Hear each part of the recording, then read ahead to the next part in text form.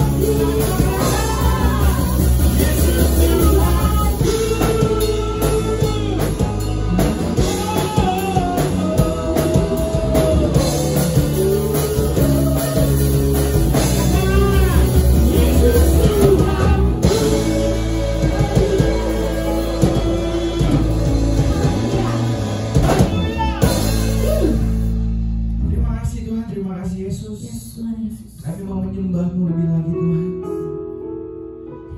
Biar hanya Engkau saja yang disenangkan pada pagi hari ini Tuhan. Kami mau bersyukur, kami mau menyembah Tuhan. Mari Bapak Ibu yang ada di sini, kita sembah Tuhan. Terima kasih.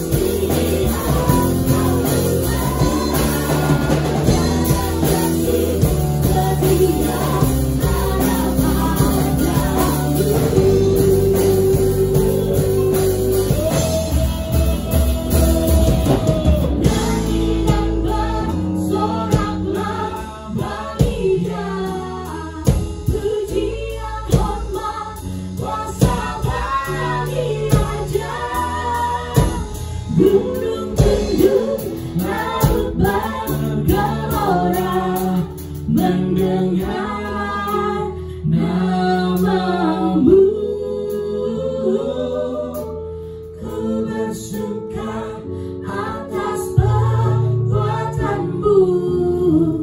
Selamanya ku kasihi Engkau Tuhan. Tiada janji seperti yang ada padamu.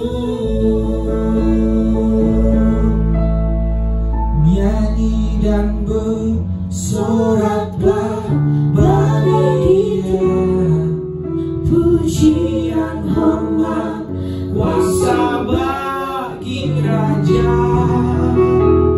Gunung tunduk, laut bergelombang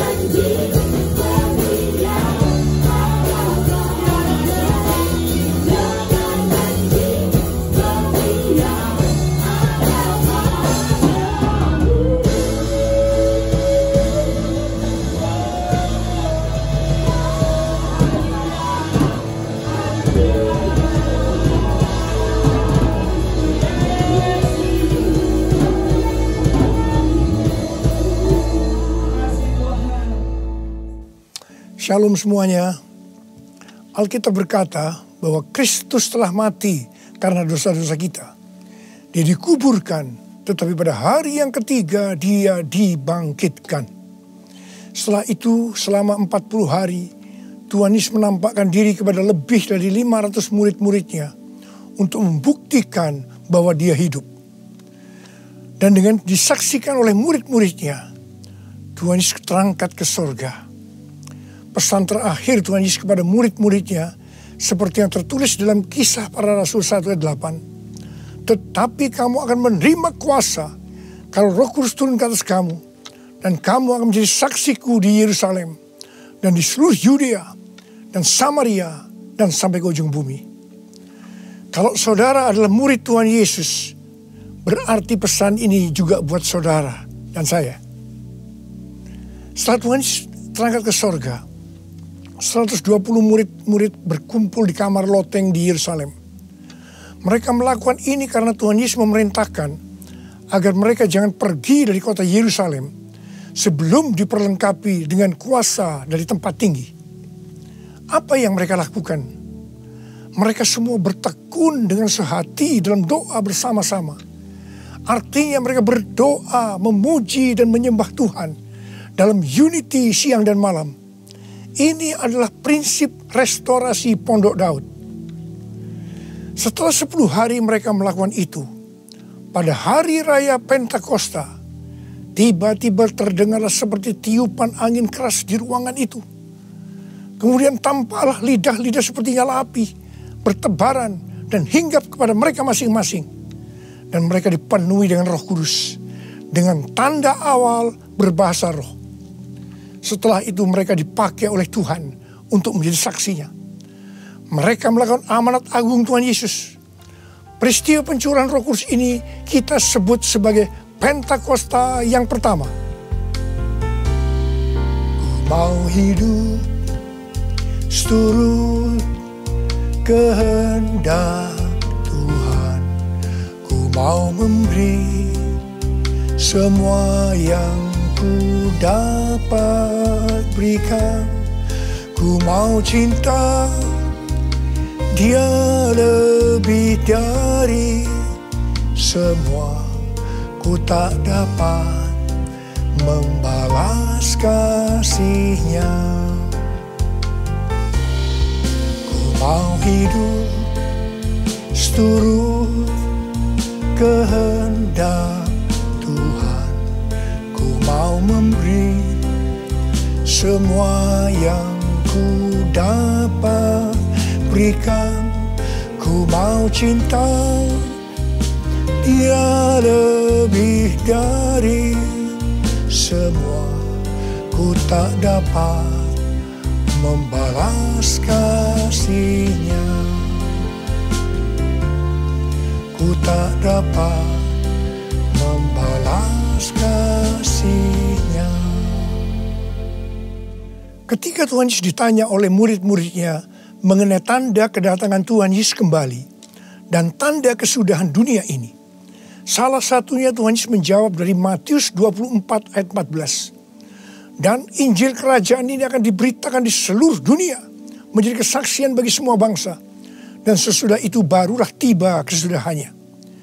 Jadi Tuhan Yesus akan datang kembali setelah Injil kerajaan diberitakan di seluruh dunia, menjadi kesaksian bagi semua bangsa. Tuhan Yesus pasti datang kembali. Karena itu Tuhan Yesus memberikan tugas kepada kita, murid-muridnya, untuk menjadi saksi, yaitu pergi dan menjadikan semua bangsa itu murid Tuhan Yesus. Ini yang disebutkan dengan amanat agung Tuhan Yesus. Untuk melakukan amanat agung Tuhan Yesus tidak bisa dengan kekuatan sendiri, tetapi dengan kuasa yang diberikan Roh Kudus kepada kita. Kalau kita merindukan kedatangan Tuhan Yesus, seharusnya kita melakukan amanat agung dengan sungguh-sungguh. Ada berapa banyak yang merindukan kedatangan Tuhan Yesus? Sebelum Roh Kudus dan dalam Pentakosta pertama dicurahkan, murid-muridnya semua bertekun dengan sehati dalam doa bersama-sama. Hal ini juga dilakukan pada waktu menantikan pencurahan Roh Kudus di Azusa Street, Los Angeles, yang kita sebut sebagai Pentakosta kedua. Saya percaya ini juga berlaku untuk Pentakosta ketiga. Sebelum pencurahan Roh Kudus yang dahsyat dari Pentakosta ketiga, maka umat Tuhan semua harus bertekun dengan sehati dalam doa bersama-sama. Selama beberapa tahun terakhir, saya selalu bertanya kepada Tuhan, Tuhan, bagaimana untuk membuat umat Tuhan semua bertekun dengan sehati dalam doa bersama-sama? Tetapi yang luar biasa, hari-hari ini kita melihat bahwa dengan adanya pandemi COVID-19, Tuhan memaksa kita, umat Tuhan, agar kita semua bertekun dengan sehati dalam doa bersama-sama. Bagi saya, ini adalah tanda bahwa pencurahan Roh Kudus Pentakosta ketiga akan segera terjadi. Hal ini juga dinubuatkan oleh nabi-nabinya, seperti Cindy Jacob, Chuck Pierce, James Goll. Cindy Jacob bahkan bernubuat untuk gereja kita, bahwa akan makin banyak gereja-gereja yang akan ditanam.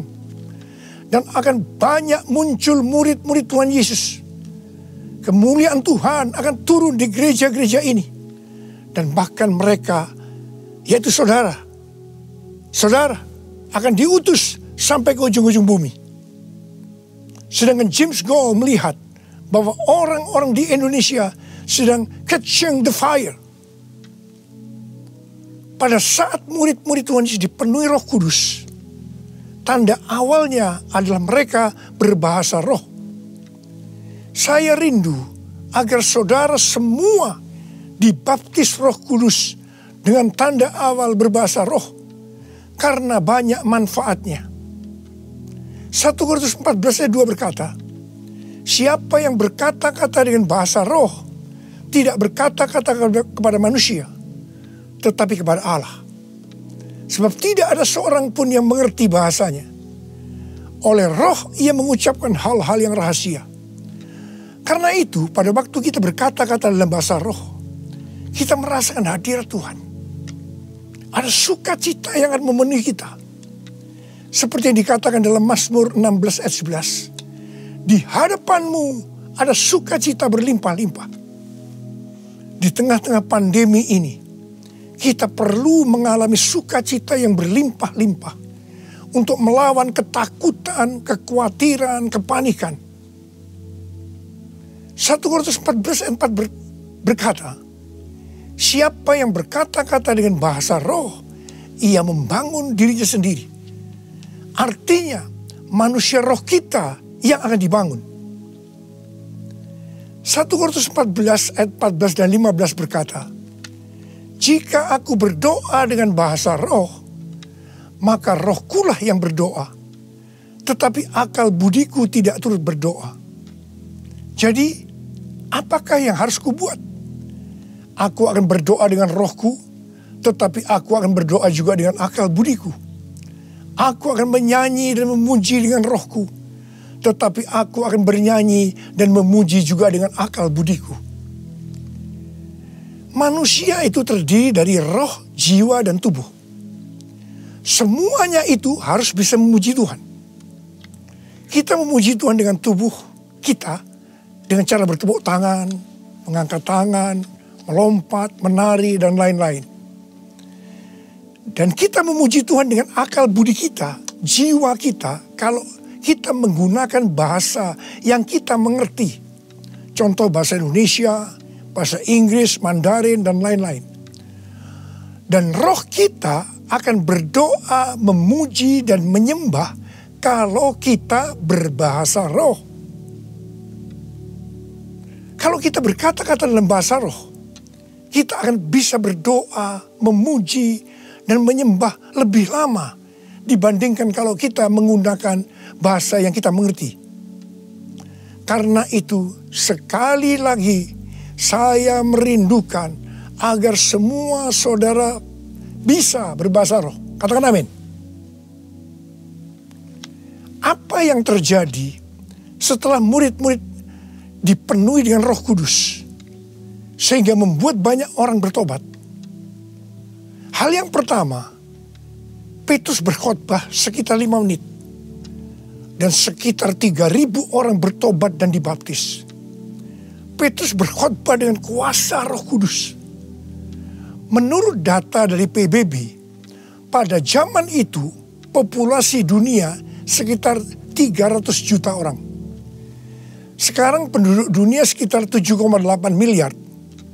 Sehingga 3.000 orang waktu itu setara dengan sekitar 78.000 orang saat ini.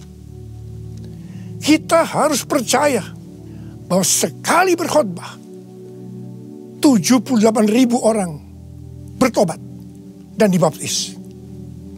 Dengan berkhotbah secara online, hal ini lebih mungkin terjadi. Hal yang kedua yang terjadi setelah murid-murid dipenuhi dengan Roh Kudus sehingga membuat banyak orang bertobat, yaitu terjadinya tanda-tanda dan mujizat, sign and wonders.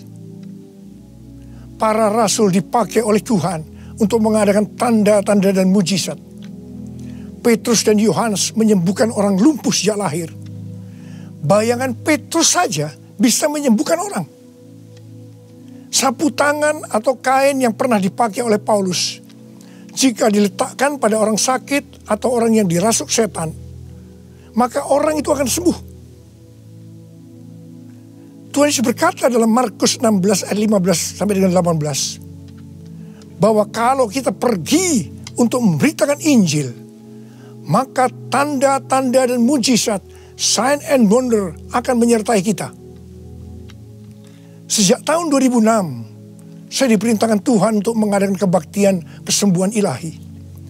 Selama 14 tahun, saya sudah mengadakan 318 kali kebaktian kesembuhan ilahi. Setiap kali saya berkhotbah, pasti saya memberitakan Injil. Dan tanda-tanda dan mujizat terjadi. Saya diperkenankan oleh Tuhan untuk melihat dan mengalami mujizat seperti yang dilakukan oleh Tuhan Yesus 2000 tahun yang lalu. Pada waktu acara lawatan Roh Kudus Pulihkan Indonesiaku tanggal 29 Mei yang lalu, Cindy Jacob bernubuat bahwa Indonesia akan menjadi sangat penting dalam sejarah kekristenan. Mujizat-mujizat seperti orang buta melihat, orang tuli mendengar akan merupakan hal yang biasa yang akan terjadi di gereja-gereja lokal. Wow! Orang-orang muda akan mendapatkan jubah mujizat. Ini adalah Pentakosta yang ketiga. Haleluya! Hal yang ketiga yang terjadi setelah murid-murid dipenuhi dengan Roh Kudus, sehingga membuat banyak orang bertobat, yaitu cara hidup jemaat berubah. Yang pertama, mereka bertekun dalam pengajaran rasul-rasul dan dalam persekutuan. Ini bisa diartikan mereka suka membaca Alkitab.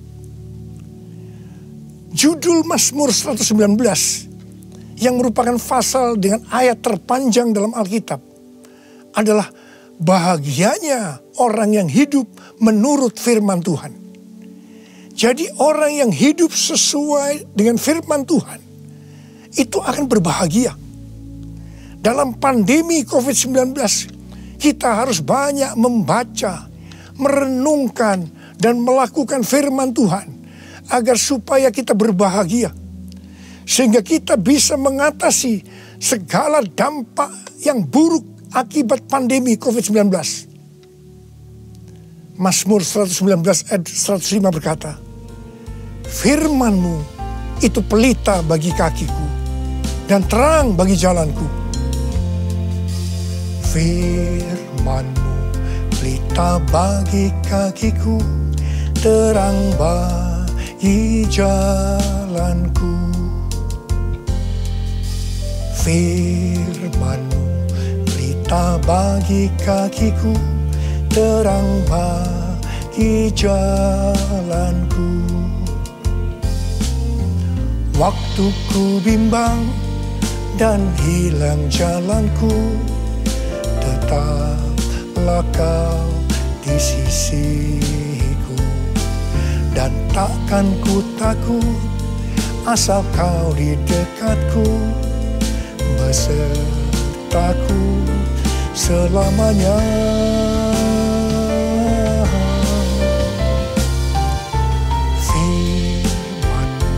Pelita bagi kakiku, terang bagi jalanku. Terang bagi jalanku. Terang bagi jalanku.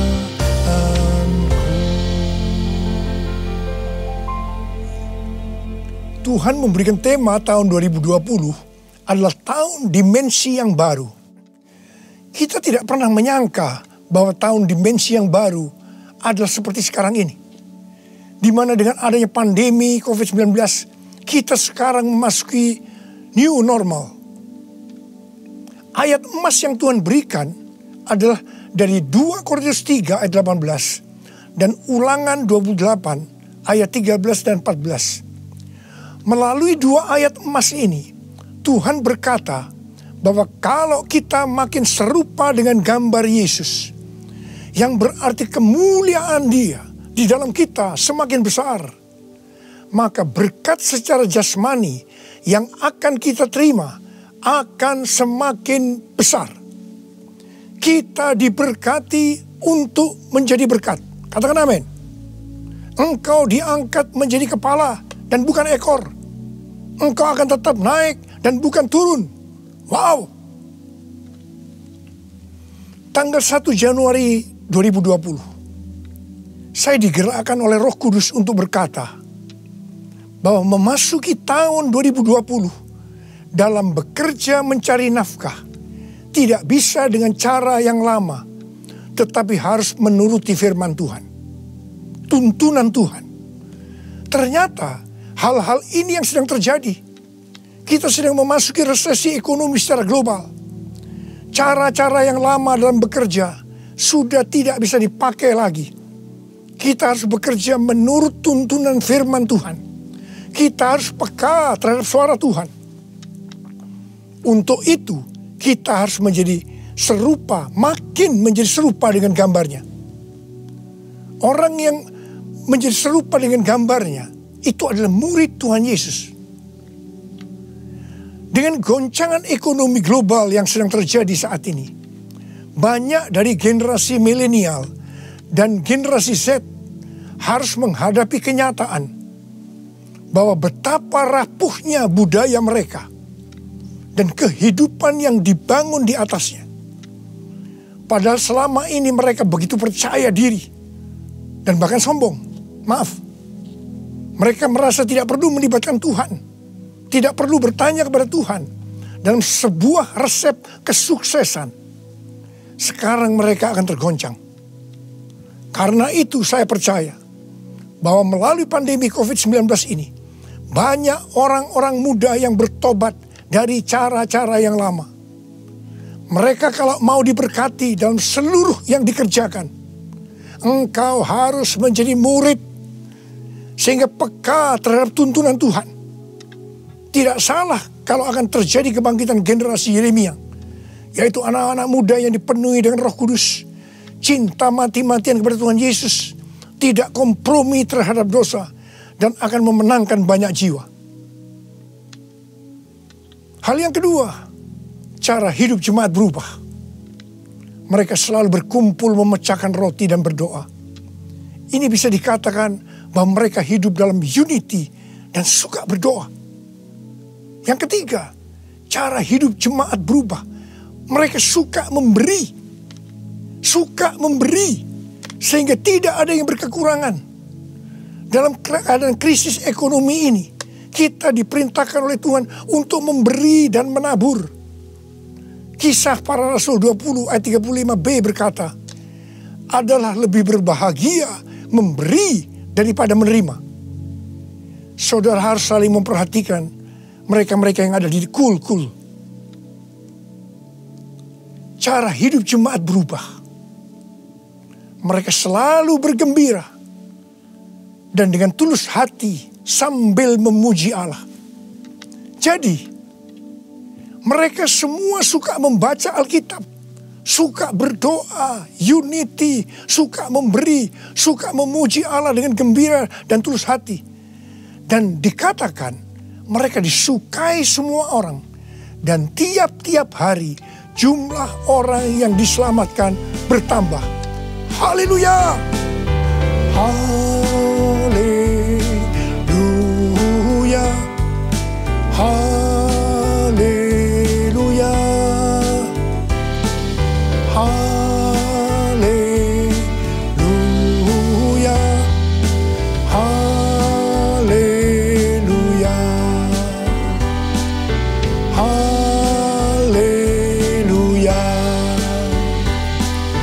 Haleluya!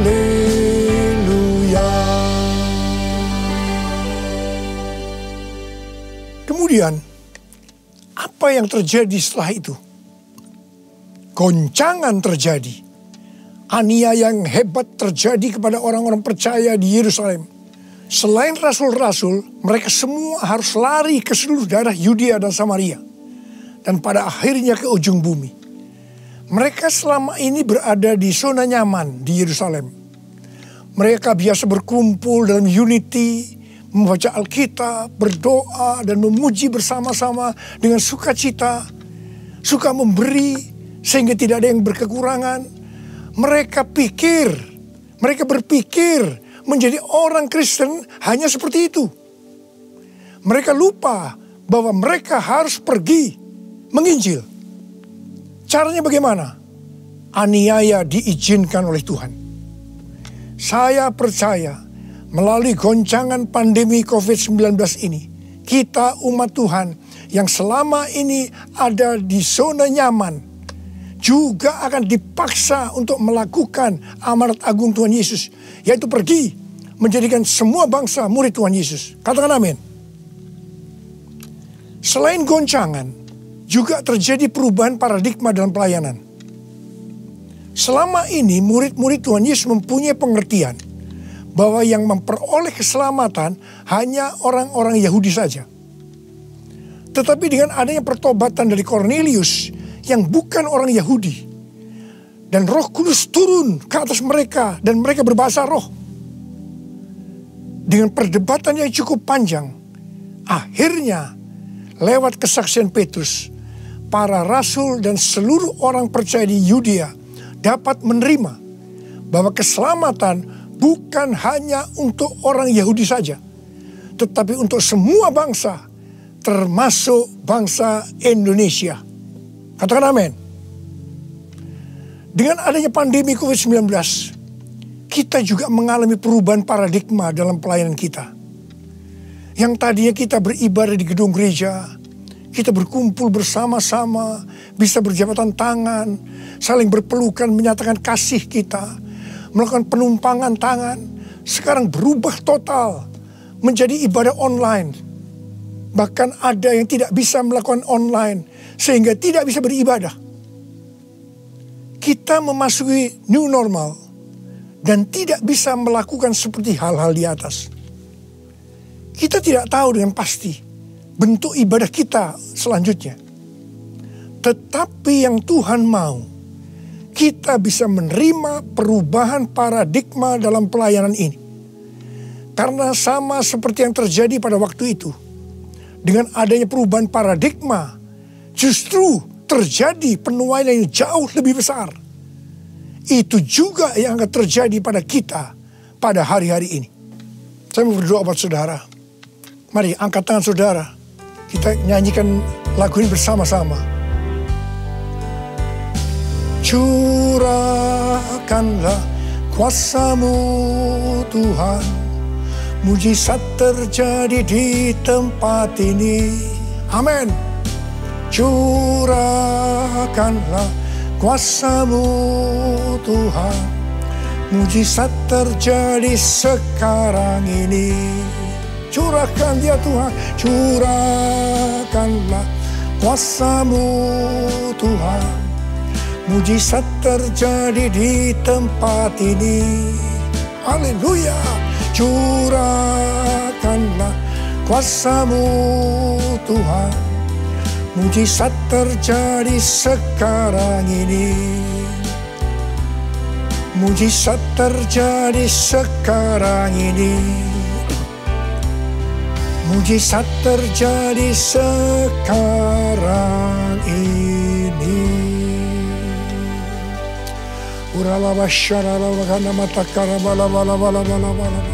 Mari kita berbahasa roh. Kita berbahasa roh saat ini.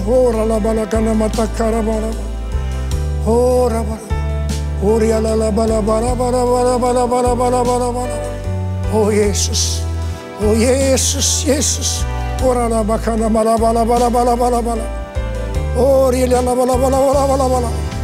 mujizat terjadi di tempat ini sekarang ini. Jamah anak-anak-Mu ya Tuhan. Mereka yang sakit disembuhkan oleh Tuhan, yang terdampak oleh krisis ekonomi dipulihkan oleh Tuhan. Terima berkat Tuhan. Mujizat terjadi dalam hidupmu saat ini. Sembuh dalam nama Yesus. Sembuh dalam nama Yesus. Engkau akan dicukupkan, malah berkelimpahan di dalam segala hal. Terima. Tuhan, curahkan kuasa-Mu. Pakai anak-anak-Mu semua nih Tuhan, menjadi saksi-Mu, melakukan amanat agung Tuhan Yesus.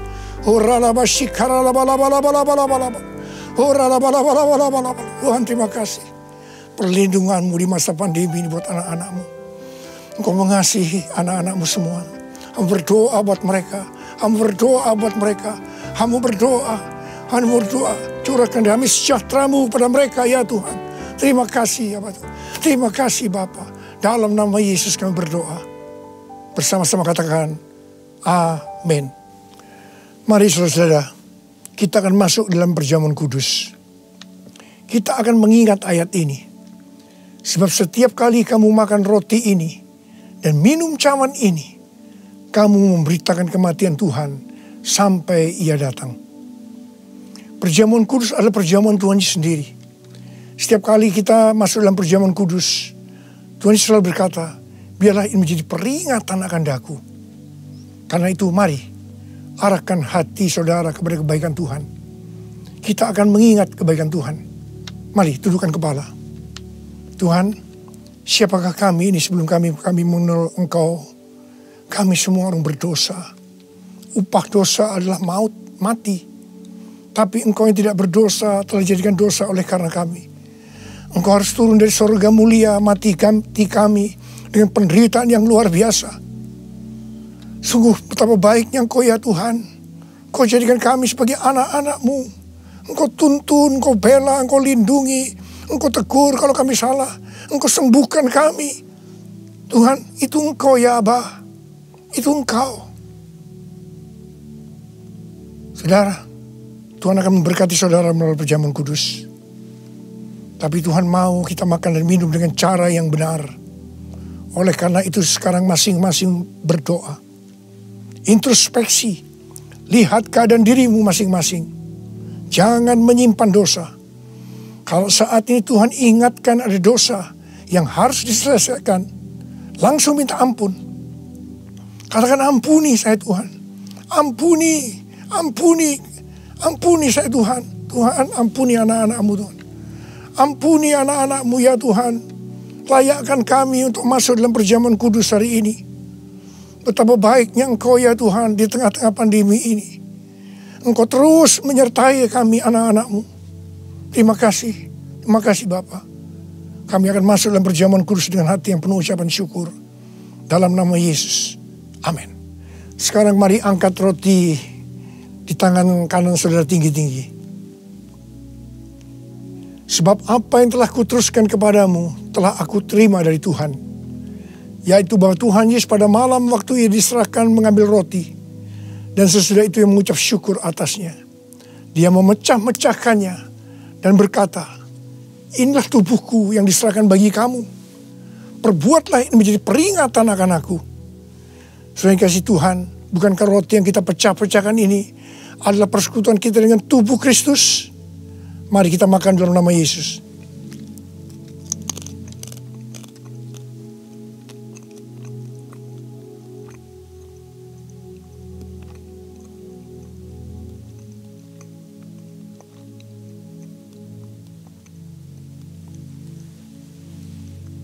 Sekarang angkat cawan di tangan kanan saudara tinggi-tinggi. Demikian juga ia mengambil cawan sesudah makan lalu berkata, cawan ini adalah perjanjian baru yang dimeteraikan oleh darahku. Perbuatlah ini setiap kali kamu meminumnya menjadi peringatan akan aku. Sudah dikasih Tuhan, bukankah cawan pengucapan syukur yang atasnya kita ucapkan syukur adalah persekutuan kita dengan darah Yesus? Mari kita minum dalam nama Yesus.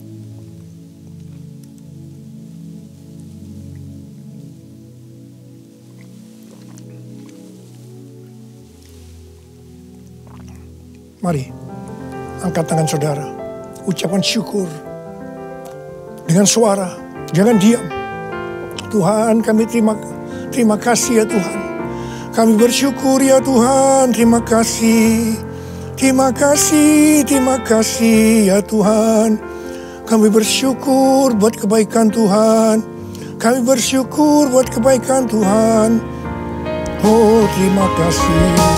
Terima kasih Yesusku, terima kasih Yesusku. Puji syukur hanya bagi Tuhanku.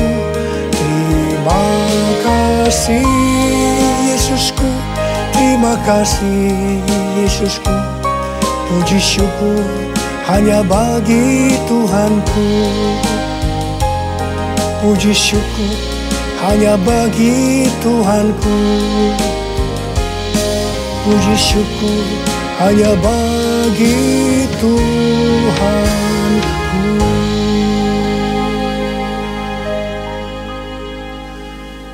Angkat tangan saudara, terima berkat Tuhan. Pulanglah dengan berkat Tuhan.